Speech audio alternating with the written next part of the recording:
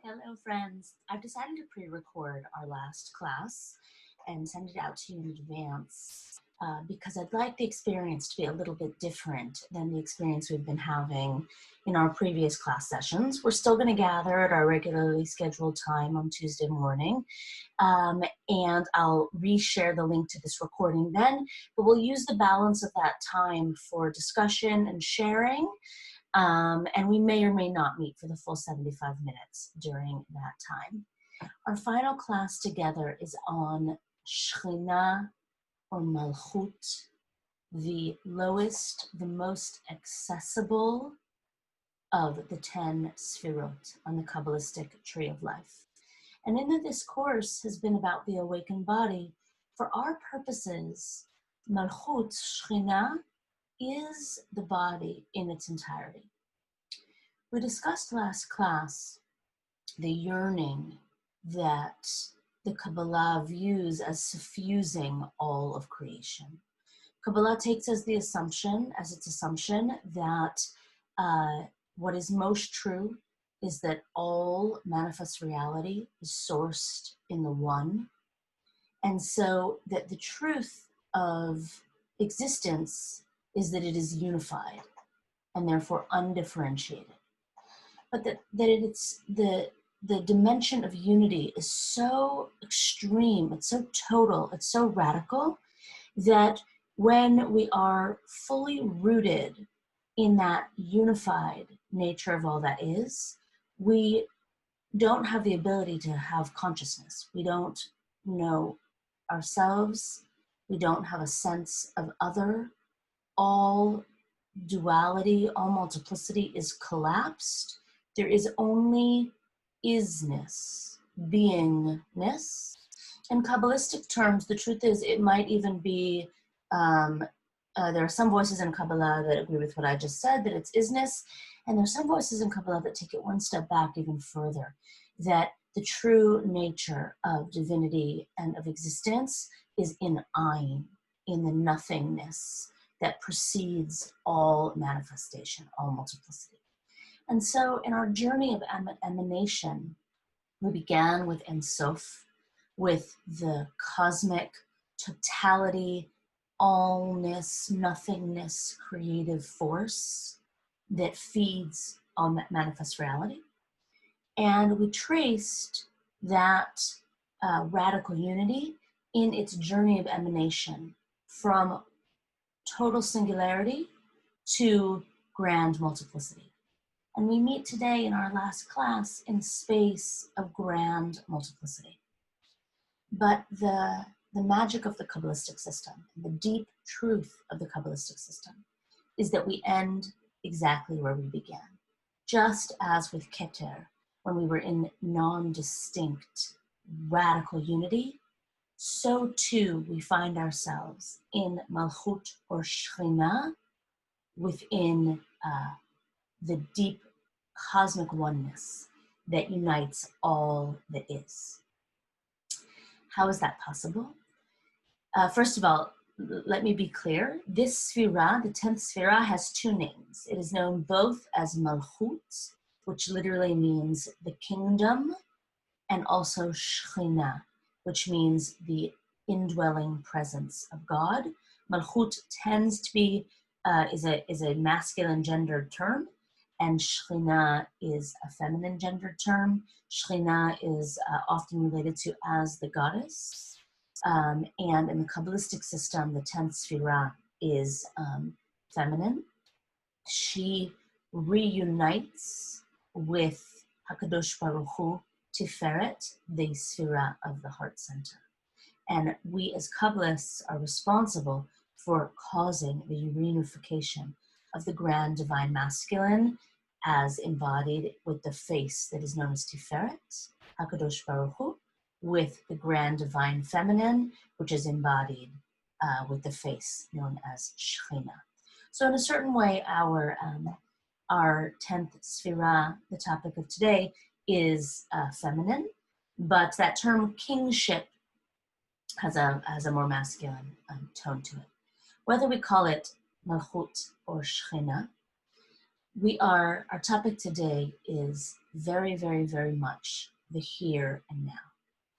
Our challenge of today's class is to experience all that is, every way that we come in contact with all that is, anything upon which our awareness falls, to come into deep contact with it and to affirm this too is God. This too is God. So whereas we began with the radical unity that precedes any notion of separate, we end with the radical unity that says, and this is God, and this is God, and this is God, without hesitation, without limit. The Zohar repeats this affirmation again and again and again by saying the Aramaic phrase, Leit atar panui mine. There is no place that is devoid of God. Leit atar panui mine. Now, rather than showing you that phrase in the Aramaic, I'm going to assume that none of us speak Aramaic. I actually want to show it to you in a place that arises more commonly, both in Jewish practice and also in Catholic practice, in Catholic Mass. It is an interweaving of the stories, the theophanies, the revelations given, recorded from what the prophet Isaiah experienced and what the prophet Ezekiel experienced. And this interweaving is prominently featured in the daily Jewish prayer service. We have two occasions to say it in our morning worship, our daily and Sabbath morning worship. And so I actually want to show it to you there because Leit atar panui mine is an Aramaic translation of a phrase that comes from Isaiah. I'm going to share my screen. This is a lovely resource from Chabad. I have mixed feelings about Chabad, but this is a wonderful resource for us. And so you can see here, this is the section that we're talking about. I'm going to put my glasses on for you. And this is in the morning service. It is the blessing in which we are celebrating light, the existence of light, the creation of light. And there are beautiful themes from Kabbalah that thread through this invocation, this prayer, because that supernal light that is the radical unity of all that is, that originates in Ein Sof and channels through Keter and causes the emanation that eventually becomes the magic, masterful separateness that is us, is referred to as the Or Ganuz. It is the light that is hidden away, that is pure divinity, and we have that same lexicon here in this prayer. So we're in the prayer about light, and the summation affirmation of this blessing is, blessed are you, creator of lights, source of light. And it's a light that contains all that is. God is creator of all that is. Within this prayer, we have this beautiful section here where it's almost like a mantra that we're chanting, and we affirm, Kulam ahuvim, we are all beloved. Kulam brurim, we are all pure. Kulam giburim, like gevura, we are all heroes. Here the translation is mighty. Kulam kedoshim, we are all holy. So here we have these themes of Shekhina. It's and this, and this, and this, and you are God, and I am God. There is no place that is devoid of God. And then we're going to enact here. This prayer is going to take us through the reenactment of Isaiah's theophany. And let me tell you that story. Isaiah has this tremendous vision where he finds himself as though he is in God's court, Malchut, the kingdom. He is in God's court.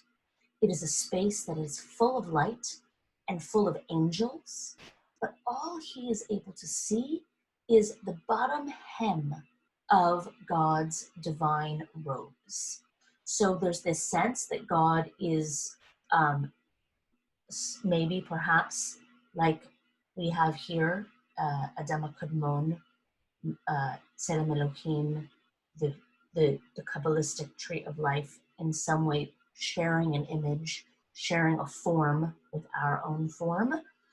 Whatever this being is that Isaiah sees, Isaiah seems to experience God as wearing a robe. But Isaiah can only directly experience the lowest hem of the robe, the part that surrounds the bottom of God's, legs, in quotes. So Isaiah finds himself in his throne room, and it's full of angels and full of the divine presence, but just the very, very edge of the divine presence. So we can imagine the full expanse of the divine presence extending well beyond what even the prophet Isaiah can have consciousness over. And so the space is full of divinity, and Isaiah sees there angelic beings who spend eternity reciting the phrase, "Holy, holy, holy, Lord of hosts, the whole world is full of your glory." And here we get this phrase, Leit atar panoimene. We have it here. The way Isaiah hears it is Malo kol haaretz kvodo. Malo kol haaretz kvodo. The whole world is full of your glory. So here in our morning prayer service, the service is going to re-describe for us the scene of the theophany. So we've affirmed you're all beloved, pure, heroic, holy, and we all carry out the will of the Creator from a place, a posture of awe. We all open our mouths, although Isaiah is describing the angels, so we can switch to the third person. They all are opening their mouths in purity and holiness, singing out in song, blessing God, praising God, saying that God, great, powerful, awesome King who is holy. And then it describes that they all accept upon themselves the yoke of the kingdom of heaven, each one giving it to the other in this exchange. And we're reminded of those kruvim, those two angelic beings that we were imagining at the heart center. So here they're described as seraphim, different kinds of angels, facing each other, giving each other, here I give you divinity, you give me divinity, I give you divinity, you give me divinity. And here in love, they say, they call out and they respond to one another. Holy, holy, holy Lord of hosts, the entire earth is filled with God's glory. This section then goes on to interweave Ezekiel's theophany. So Ezekiel also sees an image of the Creator, also perhaps somehow related to Tselem Elohim. His theophany is known as Ma'aseh Merkava. This is like in the New Age world when we hear about Merkava meditations. That's referring to Ezekiel's Merkava. And this is really the oldest strata of ancient Jewish mysticism, the study of Ezekiel's theophany of the Merkava, the divine chariot. And so here this section goes on. Ezekiel saw several different types of angelic beings, and there Ezekiel hears this phrase, Baruch Kvod Adonai Mimkomo. Blessed be the glory of God from its place. So we have this affirmations, daily affirmation in Jewish spiritual practice, which says that to be a mystic is to experience the divine everywhere. Leit atar panoimene. There is no place that is devoid of God. No place. Nothing your eyes see right now. And here is the key for us in this course. Nothing within us. We are in our true essence entirely one with our source. And any perceived sense that we are separate is illusion. So that's our challenge for this class, to feel into that. Now, this this claim, it's nearly impossible for humans to sense. What's more than that, I might even go as far as to say that if your soul and my soul have chosen to take form in this plane of existence, which is planet Earth, it is because on some fundamental level, we are loyal to the illusion that we are separate from divinity, and that if we were not loyal to that illusion, we wouldn't need to be here at all. And yet our challenge and the place where we end together in this journey of the awakened body is to say, let's try to feel it. Can we feel that every cell of our body that is vibrating with life force is actually part of the grand unity that is the Creator? When we meet live, we're going to read one brief text before I open it up to your questions and reflections from the scholar Rabbi Art Green. And there, Rabbi Green, we're gonna see it in the language of the Shema, the central affirmation of Jewish faith and unity. And he describes it there for us as this interplay of unity and multiplicity. Rabbi Green's teacher, Abraham Joshua Heschel, said it this way. He said, why is it that the Hebrew Bible prohibits the forming of graven images to represent the divine? It is because the only image, the only rendering that could possibly capture the expansiveness of divinity is all of this. You and I, and all of manifest reality. We are collectively the representation of the divine, the face of the divine. Now, we've been working on deep body listening. The difference between the part of God that is knowable in a sunset, God that is knowable when you're walking through the forest, and God that is knowable in your cells, the difference is that you have more access to come into consciousness in your cells than you do in awakening in the sunset that you might go outside and see tonight. Because you vibrate in yourselves, and life force that is fed through your own capacity for chokhmah and bina and channeled down through you is what animates your cells, which means you can, if you can trust your own intrinsic holiness, just like this prayer is affirming, that you are beloved, you are pure, you are heroic. If you can fully drop in to self-love and drop any resistance you have to any of the pieces of how you're made, you are perfect just as you are. If you can embrace that and love yourself, then what comes immediately after that is feeling, oh, I'm divine. I am part of the Creator. Because in truth, all things are part of the Creator. And I can feel myself. This prayer that I showed you, called the Yotzer, it affirms that creation is not something that happened a long time ago. The author of this particular prayer does not subscribe to the watchmaker theology, which says that God was creator who set the laws of nature in motion and then left it running. We do have that theology in other places in Jewish tradition, but not in the author, it's not the theology held by the author of this prayer. The author of this prayer affirms that God right now, every day, renews the work of creation. The very fact that you exist proves you are right now being breathed into life. And that if you were not being right now fed by divine life force, you would not be alive, you would cease to exist. So that's our challenge, to drop deeply into the body and to see if we can't feel ourselves vibrating with divinity. Each of the sfirot we've studied so far together are prerequisites to feeling it.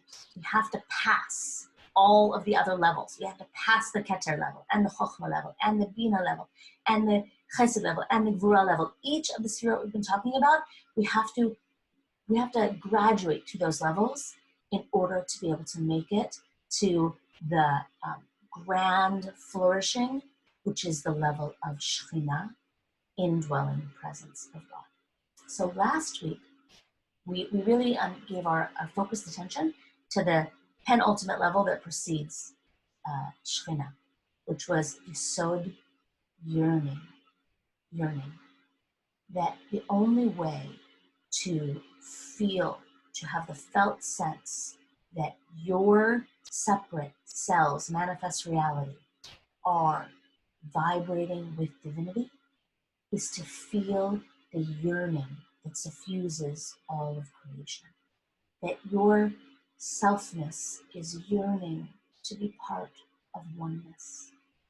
And that if you don't feel that your selfness is yearning to be part of oneness, then you do feel yearning for love with the other in the form of sexual desire, or yearning for the reunification of manifest reality through Eden, right?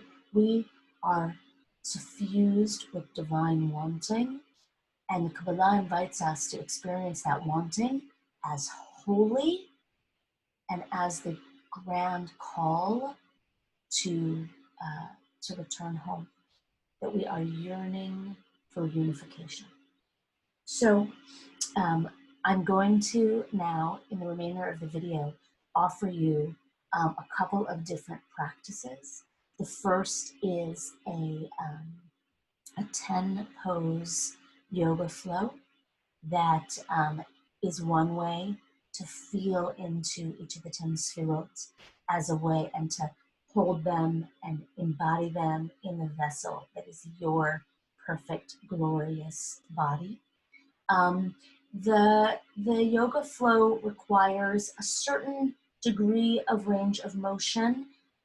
It's a gentle set of poses, but it does require a certain degree of range of motion in the body. So I hope that it serves you, but if it's too challenging, then I encourage you to really listen to your body, take care of yourself, simplify, skip, and see what's right for you. And then following the yoga flow, I will offer you a meditative practice, which is called metta practice, which I promised you back in Chesed, and then I didn't ever send it out. And so I'm going to offer it to you now. Metta is a Buddhist practice, and its origin is with Buddhist tradition, and it's a practice of channeling loving kindness. And when we do it, we become vessels to receive Shefa, to receive divine influx, whose nature is love, to become a channel for it, like a pipe, and to send it out. And we're going to send it out to the other, and then we're going to send it to ourselves. And in feeling that we are both receptacle of divine chesed, unconditional love, and recipient of it, hopefully in melting into that meditation, you will have a glimpse of the sparkling, splendid radiance that is your particularity, which is a face of divinity. I'm going to end after both of those practices. You can come back and see me here, and I'm going to offer you a story.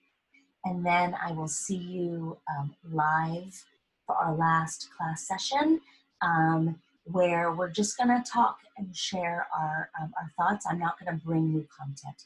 This is the new content for our 8th session. Happy practicing.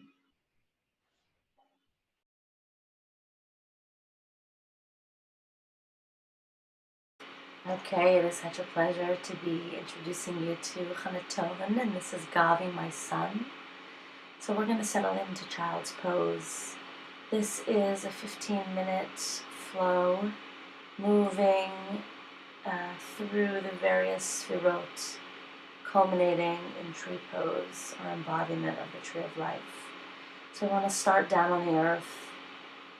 This week, the Sefirah of Shekhina, Malchut, we are embracing the Kabbalistic claim that all of creation is suffused with divinity.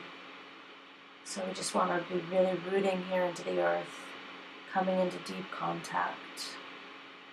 This is Kali, my cat. She'll move along. Child's pose, toes together, knees apart, just bringing as much of your body into direct contact with the earth as possible. And breathing deeply here. Now let's move through Hero's Pose, and we're going to make our way into a pose to activate Yesod, Goddess Pose. We'll bring our feet flush to the earth, space between the knees. We'll bring contact to elbows to knees, and come into a straight spine. Press the palms at the heart, and breathing here, activating that second chakra, the space of Yesod. Breathing, directing the fullness of our breath to the pelvic floor, activating there. Spine is straight and level.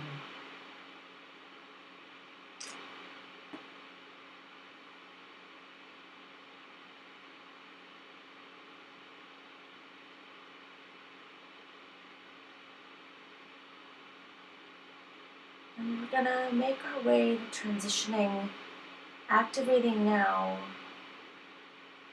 the space of Netzach and Hod, the gut area where we churn our lives, where we take the fires of Yesod and begin to feed them upward. So we're going to come back now to Hero's Pose, hands resting on the knees, and we're going to engage in Kapalabhati breath. 20 quick exhales now. Focus on the exhale through the nostrils. Inhale happens automatically, firing up the center of the body. Thinking about that work we did at the sacred altar. We had some giggles when we were doing this, Gavi and I. Kapalabhati, firm exhales through the nose. And now we're going to take 3 rounds of sun salutation. So let's root feet into the earth, hands at the heart center. Exhale completely. Let's inhale and stretch. Exhale, swan dive forward. Inhale to lengthen the spine. Exhale, release. And let's come back to plank pose and hold. Feeling length through the spine. Exhale, release the weight into the earth. Let's inhale up, cobra, shine out through the heart. Exhale back, child's pose, release. Let's tuck the toes, extend the tail, press it back, downward facing dog. And we're imagining here that entire length that we've been working with, the Vav, the lower 7 sefirot. Feeling the energetic body come to life.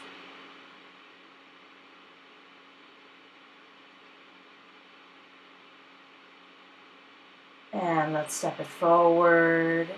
Inhale, lengthen the spine. Exhale, release. Inhale, reverse the swan dive, stretch. Exhale, palms to the heart. And again, inhale. Exhale, swan dive. Inhale to lengthen. Exhale, release. Step it back, plank pose, feel the length. Lower down. Inhale, cobra. Shine it out.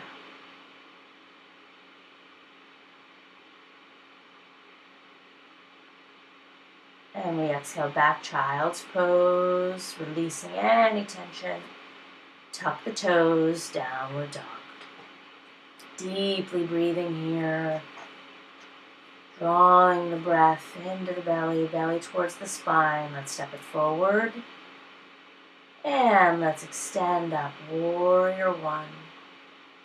Feeling that space, we're activating Tiferet Heart Center. Breathing deeply here. And let's bring it down, plank pose. Lower down, release. Inhale, cobra. Exhale, back child's pose. We're going to come into warrior one now on the left.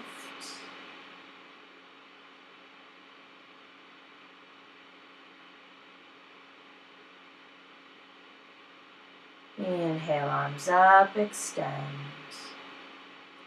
Just feeling the power of the body.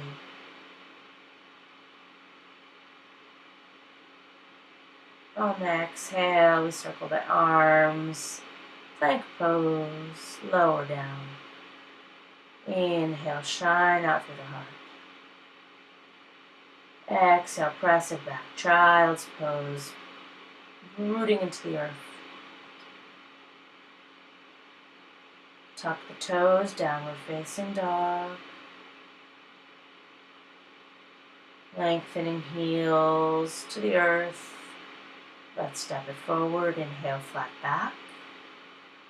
Exhale, release. Reverse the swan dive, stretch. Exhale, palms to the heart. And adding on. Inhale, stretch. Exhale, float. Inhale, flat back.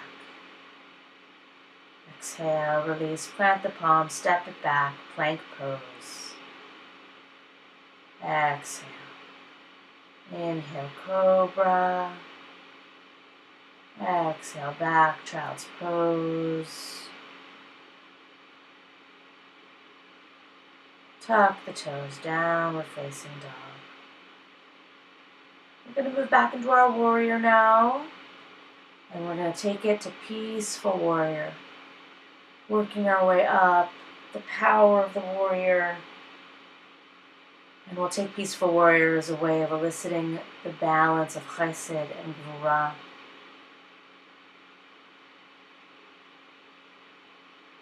The warrior, the hero, is committed to peacefulness. Plank pose. Lower down. Inhale, cobra.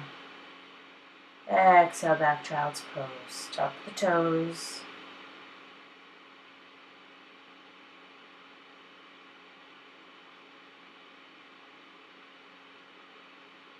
Tuck the toes, downward facing dog. And we'll come to it now on the other side. Warrior one. Up. Exhale, open, warrior two. And rotate the palm, stretch it back, peaceful warrior.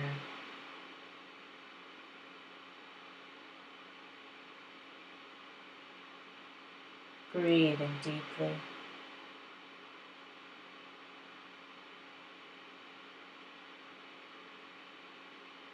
Let's carve over the arms, take it down.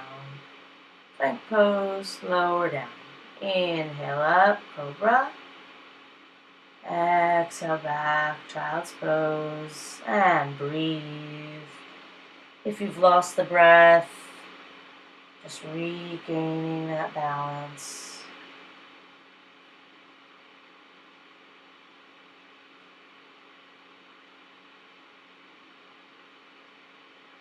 Rooting here, breathing deeply.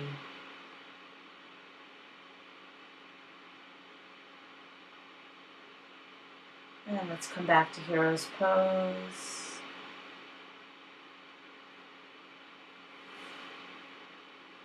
Now, if you're an advanced practitioner and you want to keep moving up the sphirot, you can opt now to take candle and then headstand. We're going to move into the area of the throat by tucking the chin directly to the chest and engaging Chandra Bandha, putting pressure on the thyroid. activating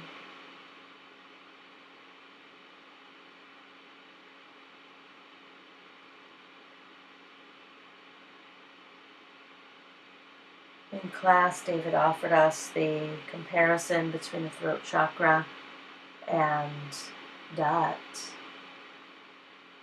Moving up, heart opening, receiving chesed and gvura, having them feed tiferet. We're pressing the palms on the base of the lower back to support the lower back, and we shine out through the heart. Palms to the heart, extending back. This is a half rabbit, and if you have access, you'll reach back and root the palms into the heels, extending back, rabbit pose.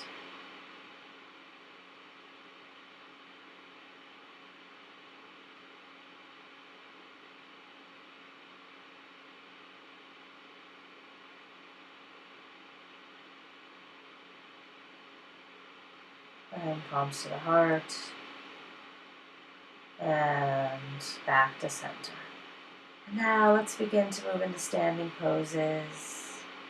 We're going to take the dancer, right palm to the inner right foot. Extend the left palm for balance. I'm going to turn so you can see me. And we're moving into dancer, feeling just the splendid gift that is the human body.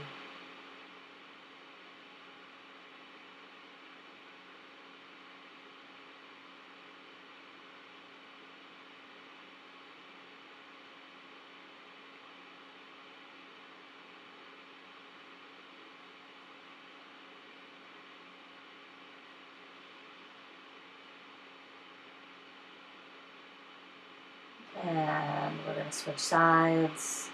So balancing, now standing on the right leg. Left palm up, left palm to inner left foot. Right palm extends for balance. And kicking that left leg back, extending the right arm forward. Pose of the dancer.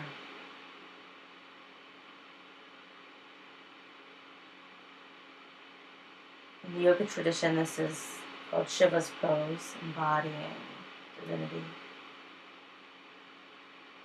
And back to center, and release. And we'll end in tree pose. So hands to the heart, let's root into the earth. And we'll shift the weight onto the left, bringing the right foot in the spot that's comfortable for you on the leg. Let's not push into the kneecap. Just fine to have the foot by the ankle if that's what's better for you.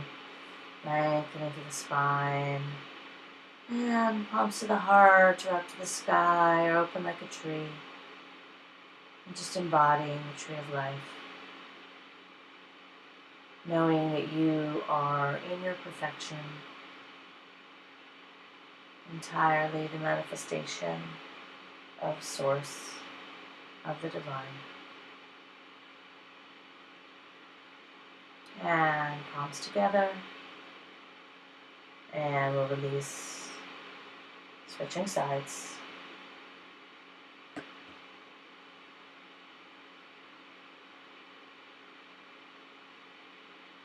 Standing on the left, right foot is up. And rooting into the earth, pressing palms at the heart. Extending arms up.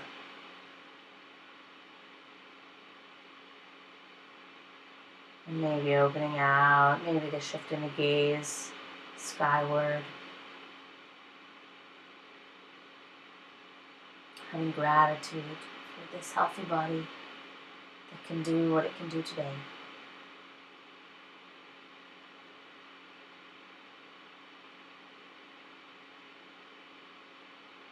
And palms to the heart. And release. And as we're ready, we'll finish in Shavasana, just giving the body entirely back to the earth. And I encourage you to stay here for some time. Just pause the video, Hello again. So we're here to practice metta practice. Metta is a form of Buddhist meditation. Metta translates as loving kindness practice. This happens to be the most frequently researched posture of meditation.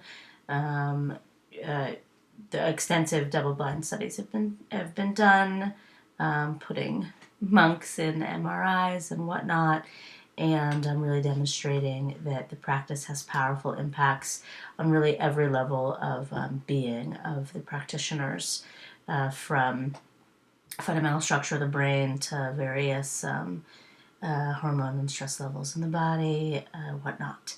So we are practicing metta right now as a way of our aim over the course of the practice. Of course, this is not something that we're going to try to do and then meet our goal, because that's not how this works. But rather, we're going to soften into this practice, which is metta. And in the course of doing it again and again over a period of time, I recommend practicing for at least 20 minutes. Hopefully, you'll have moments of transcendence where you'll have the felt sense of divisions dropping away, and you will have a flash taste of you in the fullness of your embodied self, being entirely interpenetrating, suffused with, fed by the embodiment of source energy, the divine. That's our aim. So metta practice tends to use a set of fixed phrases. I'm going to offer them to you here now with a melody. It's how I practice. Now, I'll confess the reason I didn't send them out during Chesed is because I tried to get a friend with a better voice to record them for you, but I failed. So I'm going to sing them to you using the voice that I've got. And I'm going to sing them in a round, and we'll just do them a few times now, but I recommend you dropping into silence and setting a timer and actually practicing in this way for a minimum of 20 minutes. You'll hear I'm going to alternate pronouns, saying you and then saying I, and then saying you and then saying I. And it's that alternating between the giving to the other and then the giving to myself, that's where hopefully the shift is going to happen, and we're going to feel our sense of separate drop away in the course of our practicing. So our aim now is to become a vessel, a recipient of the energy of chesed, of loving kindness that suffuses the world. I shared earlier in the lecture part of this recording that the fact that we are alive, we can experience that as proof that we are being created. That if we were not right now being fed by life force, then we would just cease to be. And so in metta practice, we attune to the receiving of that life force. We allow it to take on the texture of chesed, of unconditional love, and we receive it through the open channel that is keter, and then we direct it outward. So we're going to chant saying the word you. Now, metta practice can be directed anywhere. So you can do metta when you're stuck in traffic to all the other drivers around you, rather than letting yourself incline, in that road rage direction. You can incline to the random acts of kindness direction. You can do metta when you're in line at the supermarket for the checker. You can do metta for your friends and loved ones who need a boost of positive energy. The two challenging recipients of metta, and when you commit to this practice, it takes time to give loving kindness to these more challenging recipients. People tend to break down into two categories. Apologies. People tend to break down into two categories. For some of us, the most challenging recipient for metta is our enemies. To bless even our enemies with these fundamental hopes of well-being that I'm going to offer to you in a moment. And yet offering even our enemies basic goodness can be profoundly healing of the heart and can help the whole world to glow with that sense of interconnectedness. You know, when we were working with Gvura, we were acknowledging the divine posture in erecting boundaries. We tend to think of boundaries as that which separates us, and a violent border being the distinction, the separating point between two enemies. But the truth is that that point of distinction, it's also a point of contact. And so by offering loving kindness to our enemies, we can feel the ways that we're actually joined, and then eventually the ways that we are one. So for some of us, enemies are the most challenging posture of metta. But for others of us, giving loving kindness to ourselves is the most challenging posture. And this also can be a profoundly heart-softening posture, mode of practice, because as you do it, you might notice how different offering yourselves these blessings feels from your normal resting state of being. Once we start practicing metta and offering ourselves this mode of unconditional love, some of us begin to notice that the self-talk that's just a running track in the back of our mind actually is far harsher than these phrases that we're going to use today. So for the duration of this practice, I want to encourage you to just rest on a you. Know who you mean when you say you. And then when you say I, you're going to be giving metta to yourself. And if you're new to metta, then don't take one of the most challenging ones for today. Maybe you can be offering loving kindness back to those who have offered it to you. Maybe those who offered it in your childhood. For some of us, the most accessible posture of metta is to actually offer loving kindness to our pets, because they are who offers us the most steady stream of unconditional love. So right now, call to mind who is going to be the first recipient of your you. And the phrases we're going to use, we're going to say, may you be healthy and free from suffering. May you be joyful. May you be free. May you accept yourself just as you are. May you know peace. And then the second time, we're going to say I. May I be healthy and free from suffering. May I be joyful. May I be free. May I accept myself just as I am. May I know peace. So I'm going to sing it for us right now. And this is just a melody that came to me when I started practicing metta several years ago. I'm going to do 2 rounds of you, 2 rounds of I, and then I encourage you to stop the video and to give yourself a full practice session of 20 minutes in this posture. So settle into your meditative space. Be sure that you're free from distractions. And you want to be sitting in a way that your spine can be erect, softening the muscles of the face and softening the shoulder blades down the back. And just a few quieting breaths, feeling the breath travel the full length, sits bones to tip of the head, lengthening the spine, feeling the forehead, face, shoulders soften on the exhale. And when you're ready, we'll begin. Inhale. May you be healthy and free from suffering. May you be joyful. May you be free. May you accept yourself just as you are. May you know peace. May I be healthy and free from suffering. May I be joyful, may I be free.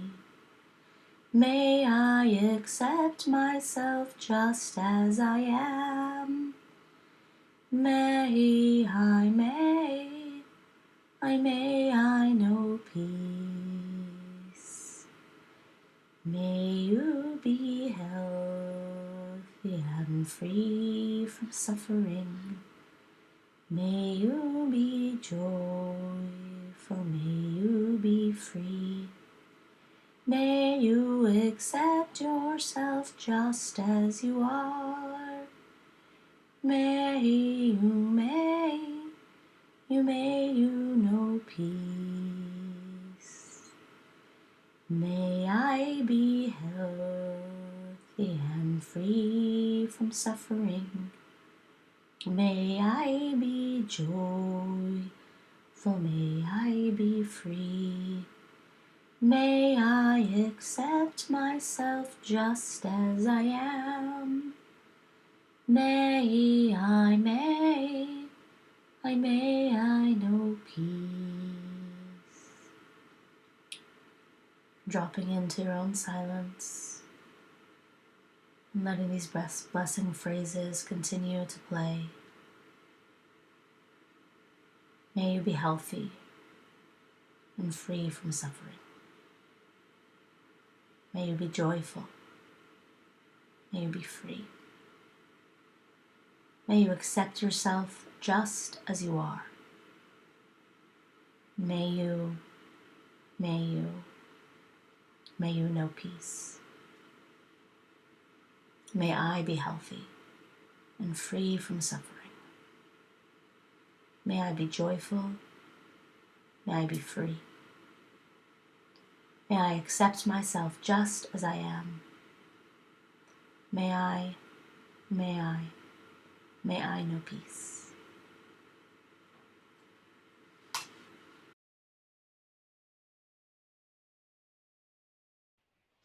So I hope those two practices were powerful for you, and I encourage you to continue to practice with them long after our class finishes. I hope you'll choose to join us for a text-based class. I'm teaching a class on Sefer Yetzirah in fall semester. Sefer Yetzirah is a short book. It is not like the Zohar, which is very, very, very voluminous. It is quite a short work. It's far older than the Zohar, and it is like Jewish mysticism, boiled down to its most concentrated essence, or more accurately, it's actually the concentrate from which the whole tree of life springs forth. It's a fascinating text. And that class, we're just going to read word by word, and some sessions we'll do one word, and some sessions we'll do a chapter, all based on the ways that those really transformational words in that text stir the souls of the participants. So I hope that you choose to join us and that we have a chance to continue learning together. I want to end with a story.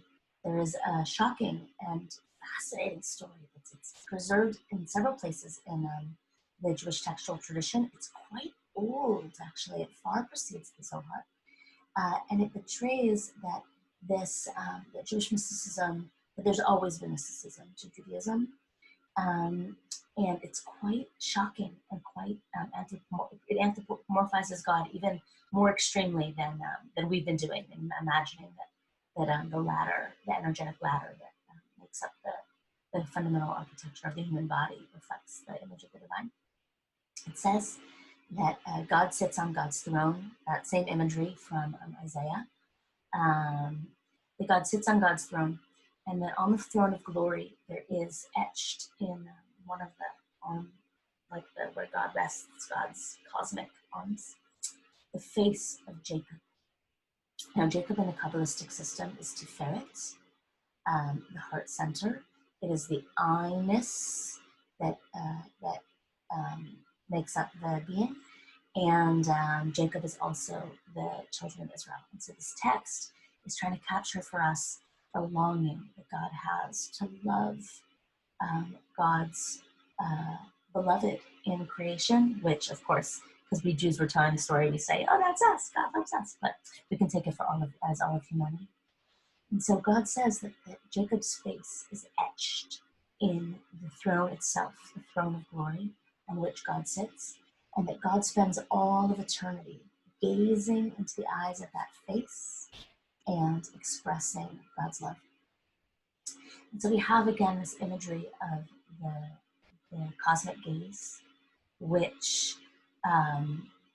we located in that space of Tiferet of the heart center, and which for me is the most operative way to think about the invitation that Kabbalists are meant to take on and rise to with every behavior, every step we take in our lives. We're meant to see each action that our body, each step we take in our body as we move through the world, as an opportunity for creating holiness, for suffusing that moment that might have otherwise been mundane, allowing it to become a container, a vessel for divinity. And so the invitation that Kabbalists respond to is that we perform all embodied action for the purpose of the reunification of the unraveling of duality. The reunification, the Kabbalah uses gendered language to express this, but we can allow gender to stand in place for just all duality. The grand reunification of divine masculine and divine feminine. And so we have that imagery of the gaze, God gazing into the eyes of Jacob, at the face of Jacob, or the gaze of the two cherubim. And that gaze being the best way to capture the yearning that suffuses all of creation, that our nature, this plane of existence, is one of multiplicity, but its multiplicity, it's like a sheet of gold that is just taking on the illusion of two so that it can see and perceive the other, recognize divinity in the other, and then remember that it is actually one. And so I leave us with that image that there is, that our source, that we are loved by source, and that the Kabbalah's answer to why it is that the divine endeavored to create is because God wanted a lover, and we are meant to be that lover. So I bless us in this moment and in each of our breaths that we feel ourselves being breathed to life, that breath is a gift of love, and that in breathing, exhaling, giving back breath, that we are responding in love. And may we use the strength of the life force that breathes us to life for good, for tikkun, for healing of ourselves, of those around us, of our community, of our planet, and of the cosmos. Thanks, everybody.